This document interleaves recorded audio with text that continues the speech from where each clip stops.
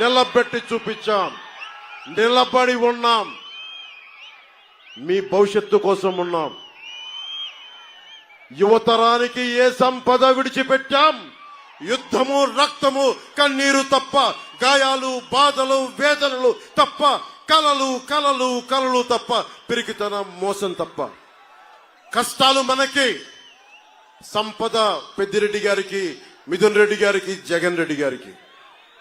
కష్టాలు మనకి, త్యాగాలు మనకి, బలిదానాలు మనకి.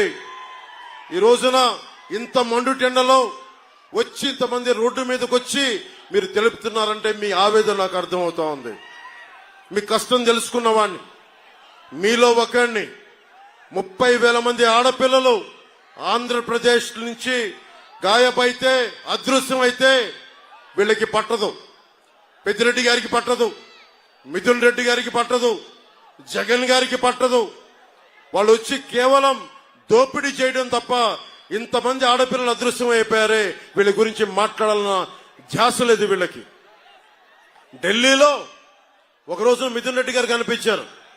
పార్లమెంటరీ అఫైర్స్ మినిస్టర్ మ్యారేజ్కి వెళ్తే ఆయన చాలా గర్వంగా చెప్తున్నారు, చిత్తూరు జిల్లాలో ఎవరు వచ్చినా సరే మేము ఒప్పుకోం, మేము ఒకళ్ళ జోలికల్లా మా నియోజకవర్గాలకు వస్తే మేము వాళ్ళని మామూలుగా వదలమని చెప్తా ఉన్నారు నాతోటి. మిథున్ రెడ్డికి ఒకటే చెప్తా ఉన్నా, మిథున్ రెడ్డి నీకు పిఠాపురంలో పనేంటి అంటే, రాష్ట్రం మీ గుత్తాధిపత్యం అనుకుంటున్నారా? మీరు రాష్ట్రం ఒక్కరిది అనుకుంటున్నారా? రాష్ట్రం మీ 5 మందిది అనుకుంటున్నారా? ఇన్ని కోట్ల మంది ప్రజల్ని మర్చిపోయారా? ఇన్ని విభిన్నమైన కులాలను మర్చిపోయారా? అక్కడ రోజు నమాజ్ చేసే ముస్లిం సమాజాన్ని మర్చిపోయారా? దారి పొడవునా క్రైస్తవ చర్చిలు ఉన్నాయి, వారిని మర్చిపోయారా? దేవాలయాలు ఉన్నాయి, వారిని మర్చిపోయారా? ఏం దౌర్జన్యం చేస్తారు?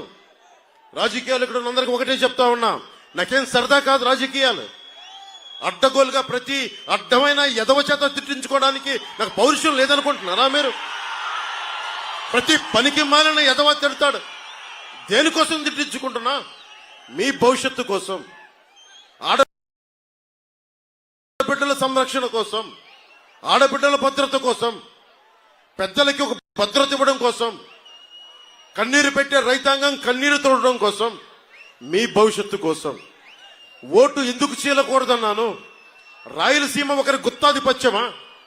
రాయలసీమ ఒకరి గుత్తాధిపత్యమా? జగన్ గుత్తాధిపత్యమా? రాయలసీమ ఏం మాట్లాడతావు నువ్వు? వెళ్ళి కర్నూలుకి వెళ్ళో, కొన్నిదేల గ్రామం ఉంటుంది, వెళ్ళి చూడు. అక్కడ ఏదో రాయలసీమ నీ గుత్తాధిపత్యం అన్నట్టుగా మాట్లాడతావు. దమ్ము లేవా మాకు? ధైర్యం లేదా మాకు? ఏం మాట్లాడతావు? 40 మందిని మట్టలు చేసి బెదిరిస్తారా మీరు? పెద్దిరెడ్డి గారు, అరే ఎర్రచందనం వీళ్ళకి ఇంధనం అయిపోయింది. వీరికి అడ్డొచ్చిన వాళ్ళు నరికేస్తారు, కాళ్ళు చేతులు తీసేస్తారు, హాస్పిటల్లో ఇంజక్షన్ చంపేస్తారు. గంగిరెడ్డి లాంటి ఒక మాఫియా డాన్, ఎర్రచందనం డాన్, అలిపిరి కట్నంలో నిందితుడు 15లో మారిషస్ లో అరెస్ట్ చేస్తే మళ్ళీ ఈ రోజు అతను మిథున్ రెడ్డితో తిరుగుతూ ఉంటాడు. వైసీపీ గూండాలందరికీ గుర్తుపెట్టుకోండి, పవన్ కళ్యాణ్ చెప్తున్నాను, రైల్వే కోడూర్ నడి బొడ్డులో నిలబడి చెప్తున్నా,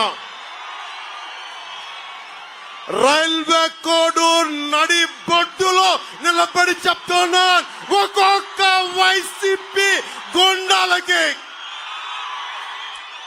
ప్రాణత్యాగం అలా వదిలేయగలను, గుర్తుపెట్టుకో. కానీ సగటు మనిషిని బాధిస్తున్నారు మీరు, సగటు మానవ హక్కుల్ని కాలరాస్తున్నారు మీరు.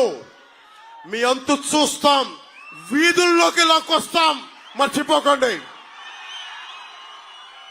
ఇంతమంది యువతున్నారు, మీరు కలల ఖనిజాలతో చేసిన యువత.